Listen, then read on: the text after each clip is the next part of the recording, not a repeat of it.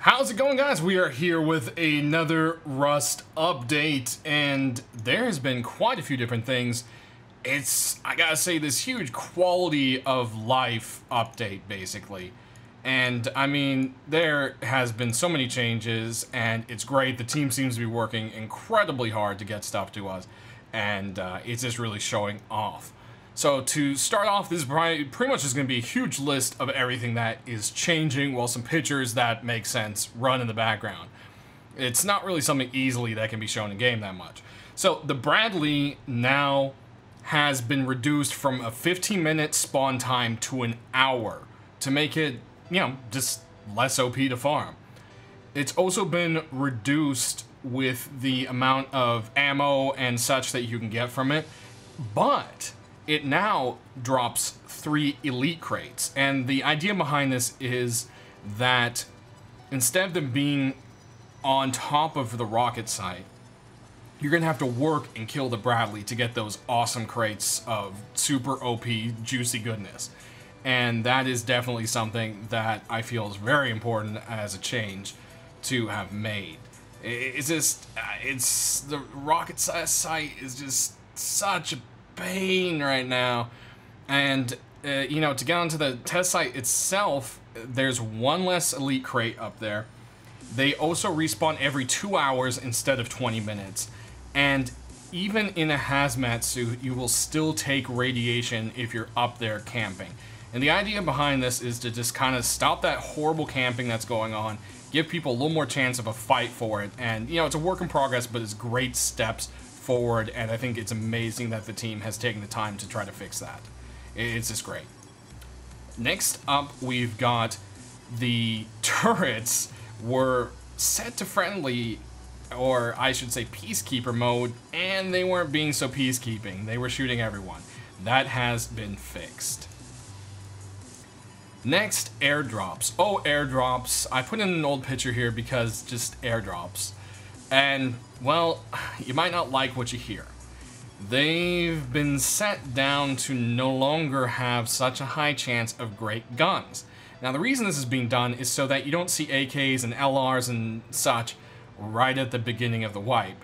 This is a temporary fix for now. Hopefully they can do something with, like, let's say a week into wipe or something, it starts dropping better stuff.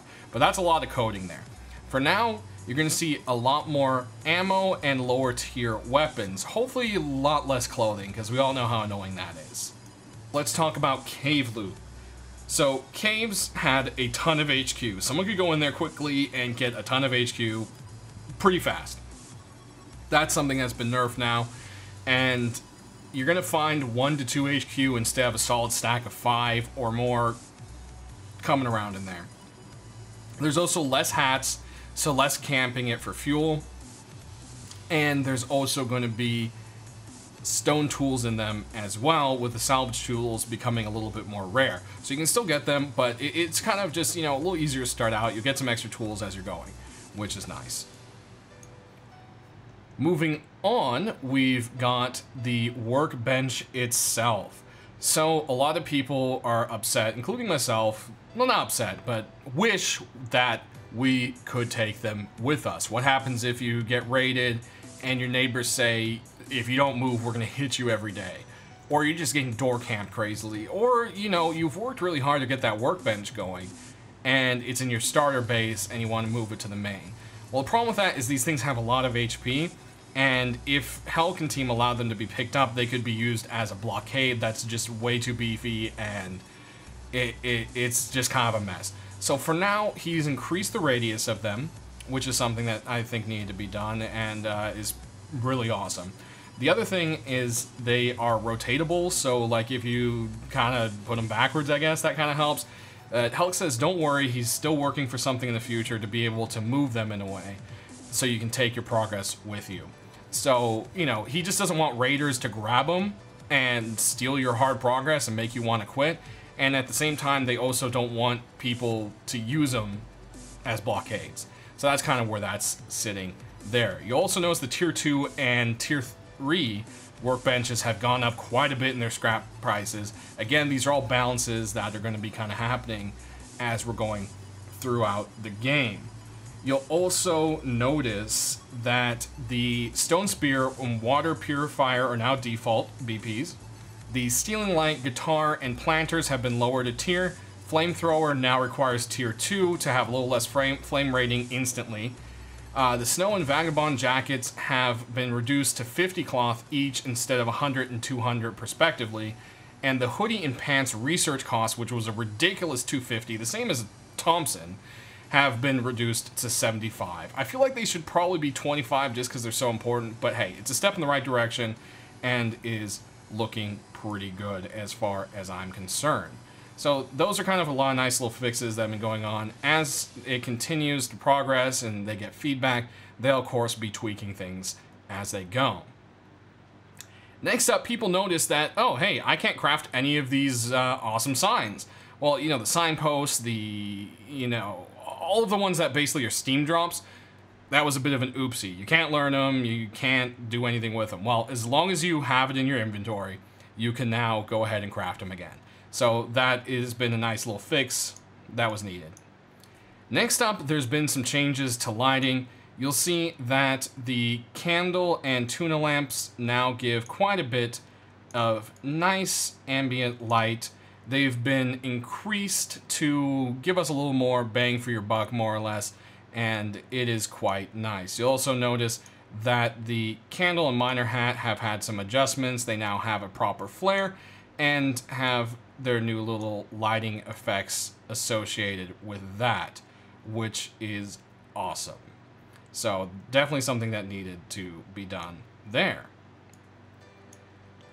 Next up, some other changes you will see in regards to items and so forth. The excuse me, the boonie cap, bandana, miner's hat, the candle hat now have slight bit of a protection value to them, which is quite awesome and is much more helpful. And it's just, yeah, it makes it feel a little bit worth it now that you need to kind of research them, and it gives some little early game kind of options, a little bit of protection there, which is great. Another thing you'll notice that the basic or simple BPs of certain items will now drop from barrels instead of the items themselves. This will help with the clutter of what has just become what looks like a bad junkyard sale going on in the middle of everywhere, along every road. The other thing to combat that is, as long as it's not within a cupboard access, if someone just plops something down, you can go ahead and pick it up with a hammer. So, you know, if you've been eyeing that spotlight down the street on the side of the road, well, now you can pick it up today, as long as it's not in that cupboard radius, which is pretty nice. Kind of help clean up rust once again and make use of those poor abandoned items along the side. So that is definitely something nice. Also, the research table and the repair bench are pick-upable. Thank you, Hulk. That is awesome. It makes life just so much better because you can take them with you, move them around, and do whatever you need to. Of course, they will lose durability as any other picked-up item so that you can't exploit it as much. Next, you will see that the high external walls have gotten a little bit of loving, where they will kind of connect better and kind of place a little bit better, and it's just nice. Just wall stacking will be a little bit nicer, a little more neater, and less gaps and better placement, which is just a fix that's been needed to be done for a while, and it's awesome to see it in. The other thing, nodes. What is going on with nodes? Well, first off, the way the system works here, which is, I'm going to pretty much just read what Hulk laid down for us. Stone nodes are way harder to find than metal and sulfur nodes. This was primarily caused because by the fact that the resource spawner uses simple dice roll to determine which resource would respawn whenever something was harvested. This gives the correct results when people harvest all nodes in the area, basically, but at the same rate. So what was happening is people were only focusing for stone for their base and leaving sulfur behind. So there's these areas you go in and there'd be like 10 sulfur nodes, 3 metal nodes, and no stone. And no one would be harvesting those, so nothing new would come back. He's gone ahead and corrected that to make sure that it isn't blocked, and he's adjusted the spawn handling for that so that we should see a better balance of resources regardless of what people are choosing to mine and what not to mine. This will take some time to like show up on servers, however, because it's, you know, it's going to take the time for the new system to activate, as there's still old stuff sitting around. So it's going to take a little bit of time with that, but pretty soon here, you know, next few hours or so, you should start to see a little more abundance of stone, which I'm super happy for, because man, has getting stone been a pain in the butt lately. For sure. Next up, my favorite thing of all, vehicles. Now that progression is on the way, they can put a little bit of time into some side projects, and vehicles are definitely the ones. You'll see here is several concepts of different vehicles, and it's this modular vehicle system that they planned ages ago. I still have people comment on my video saying, oh yeah, it's 2016, where are the cars? It's 2017, where are the cars? Well, they are here. Here you see the gray boxes. These are the first concepts. They could change, but the idea is to have a chassis. With that chassis, you then decide the modular parts of it. Do you want to do 2 engines and have a fast car? Do you want to have 1 engine, a small cab, and some kind of resource carrier on the back? Do you want to have big storage or small storage but speed? Do you want to have a gun mounted on the back and sacrifice storage entirely? And those are kind of the choices you're going to have to make, but it gives us these options for these Mad Max vehicles. Like you see this one here, it's got that mount ready for a gun. And that also means once they get this working, we can have mounted guns on our bases as well. This isn't just something that's being put in for vehicles, which is awesome. I can't wait to see an M249 nest and etc. It's going to be some cool stuff. But just the pure idea of being able to customize these vehicles to how we see fit for our needs on them is just going to be really awesome. I can't wait to hear more about it.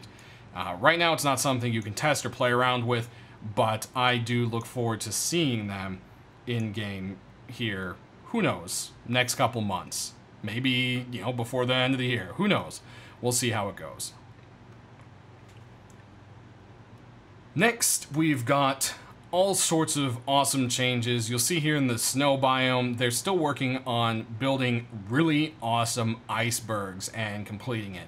So we're kind of cycling through a couple pictures here, and this stuff is just gorgeous. It's going to be great. These icebergs are planned to be built on, and they want to make them more dynamic and kind of something to it. And I think it's just, the images are great already. It looks fantastic. The next thing is that craftable hazmat suit, which won't be as good as the one that we currently have, which then making the current one, I believe, is planned to be a drop only from scientists when you kill them once they are implemented in the game. And yes, those are still being worked on.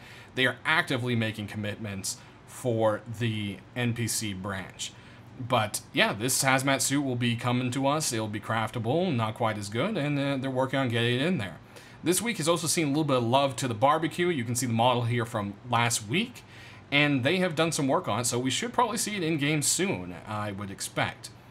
Lastly, something touched on that they're still working on is hair, and I would say hair finally looks like hair. It no longer looks like they glued a bunch of weird pubes onto people's faces, and it's finally starting to look like hair a bit. So that is something that is progressing. They're working on it. And we'll probably see with a new character dice roll. So, hey, who knows? We might end up changing the characters entirely. Maybe you won't be a girl anymore. Maybe you'll change race. Maybe, who knows what? Maybe you'll be a blonde. Yep, that's a thing now. Not only will it be race and sex, but now hair colors. So, can't wait to hear everyone complain about that. But that pretty much does it. We're going to end here with probably one of the coolest features that was added today. The map now has a grid. You can now say, I am in N14. My base is by S14 near launch site. And it's just going to make it way easier to navigate, which is completely awesome.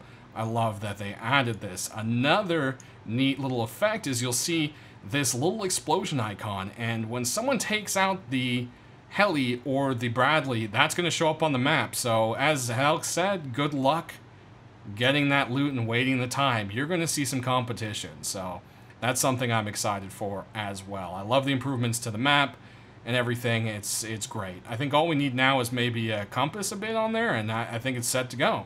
But as always, guys, thanks for watching. Don't forget to click that like button to show your support. We'll be back next week with any more information and updates for that, and we will see you next time.